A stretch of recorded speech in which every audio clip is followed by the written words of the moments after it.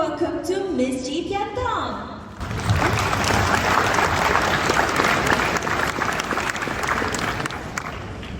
Hello everyone, and my name is Ji Tiantong, and it's a great honor to be here today and to share this research with you. This research is supported by the Taylor's Impact Lab grant and recently won the Silver Award at International Econ Dev Competition.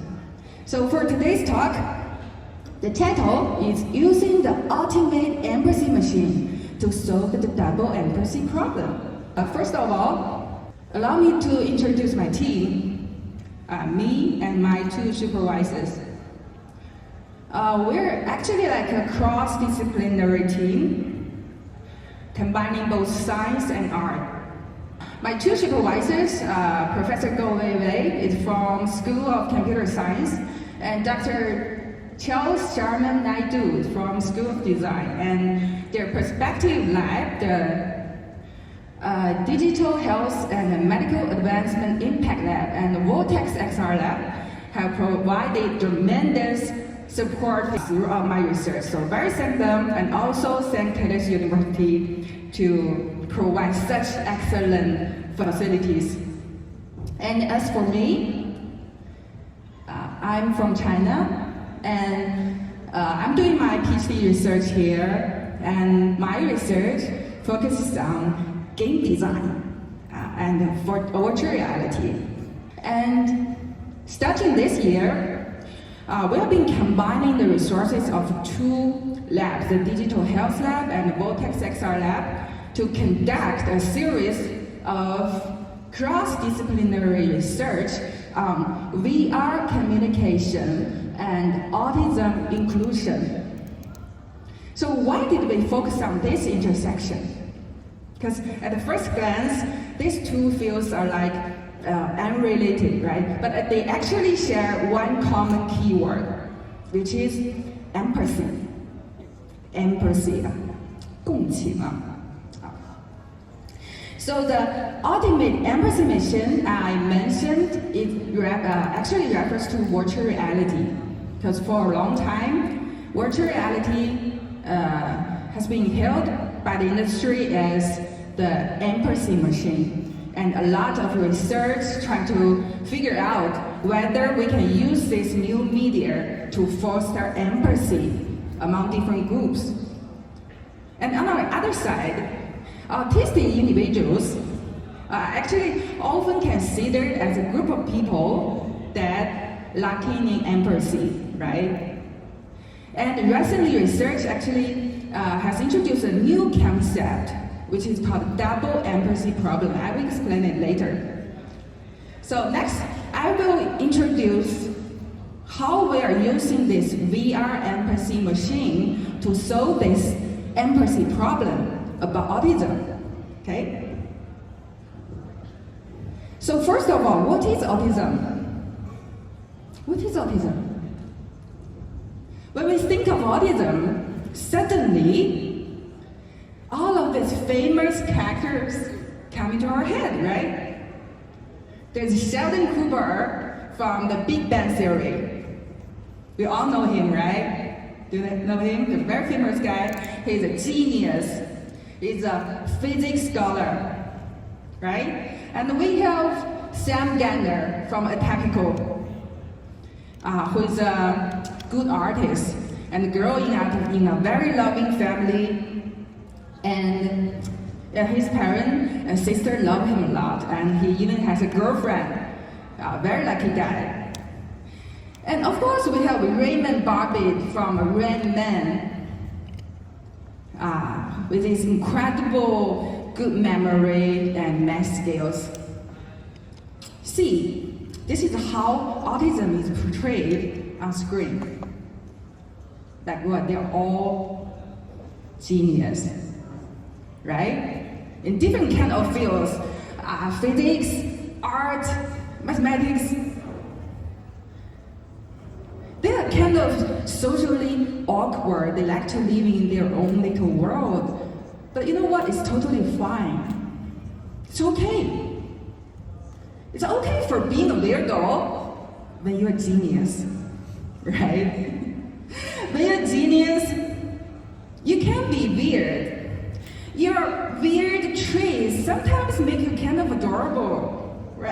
People love them a lot, right? But think of this. What if they're not genius? When they're just normal people, what would happen? And how would you treat them? So now, let's abandon those genius images in our head and take a look at the real world.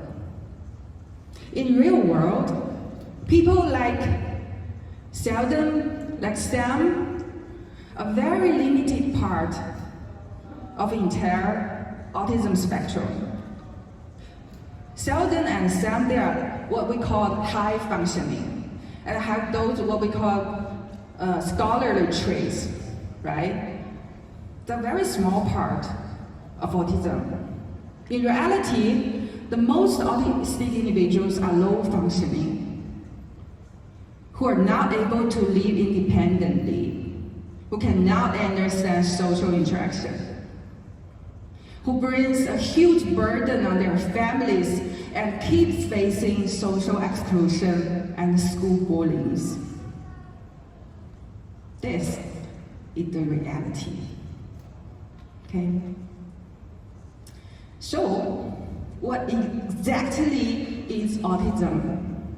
Autism is a neurodevelopmental condition that is characterized by 3 core symptoms, which is social impairments, repetitive behavior, sensory overload. Okay? And another key feature of autism is that they existed on a big spectrum, meaning that there's no 2 people can experience autism in exactly the same way. They're all different. The symptoms vary badly and often accompanied by different kind of complications like epilepsy, intermittent explosive disorder, anxiety, sleep disorder, intellectual disability, language disorder, and so on.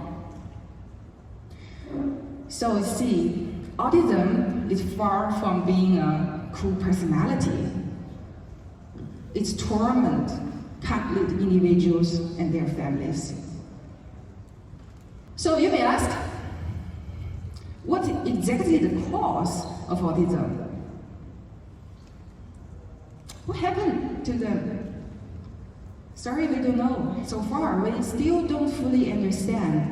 But there is plenty of evidence showing that the brains of autistic people are indeed different from us, from ours.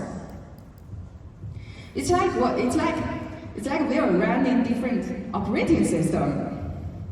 Can you get it? Like you are the Android, I'm the Linux, and someone else is Apple. And so your application just can't run on my system. Can you get it? But for a long time, the early research considered autism as a form of mind blindness. They assume that the autistic people lacks the ability to understand and predict other people's thoughts and emotions. You can get it, but we have an example here. Let's take an example, huh? Imagine Jerry. Jerry is an autistic boy, okay? And Jerry comes to my birthday party. And during the party, the host suggests that, hey, let's play a game. Let's play a game. The rule is that everybody should say something nice about our birthday girl, about Tian Tong, okay? And when it's Jerry's turn, he may say, I don't think she has any good qualities, so I have nothing to say. But I just noticed that she has a very big nose. Right? Then she can breathe in more air, more oxygen, so she can breathe healthier, which is good. Right? That's an example. But naturally, I would be like, what's wrong with you, right? Get out, all right? So this is the thing. Jerry just can't grasp the relationship between his action and consequences. She can't understand the cause and effect. She might think, why is she suddenly mad at me? You can't understand. So you may feel hard to imagine this situation, but this is exactly what makes autism one of the most challenging puzzles in medical world. And we have another example. Again, Jerry and I sitting in the classroom. Okay? And the teacher in front explaining a very hard math problem. Right? Then I noticed the teacher frowning. Then I think, okay, she probably just stuck and she doesn't know how to solve it right away, so I just need to relax and give her a minute to figure it out, right? But Jerry, sitting next to me, suddenly get anxious. Why? Because he can't understand why the teacher suddenly look upset. Did I do something wrong again? So his anxiety grows, and you know what? He keep doing this. This repetitive behaviors. He flapping his hand, keep flapping and can't stop. Or some other crazy repetitive behaviors, right? And then I might lean over to my friend and whisper, look at him, weirdo, right? And just like this, exclusion begins. Right? So, based on many observations like this, early research consider autism as a kind of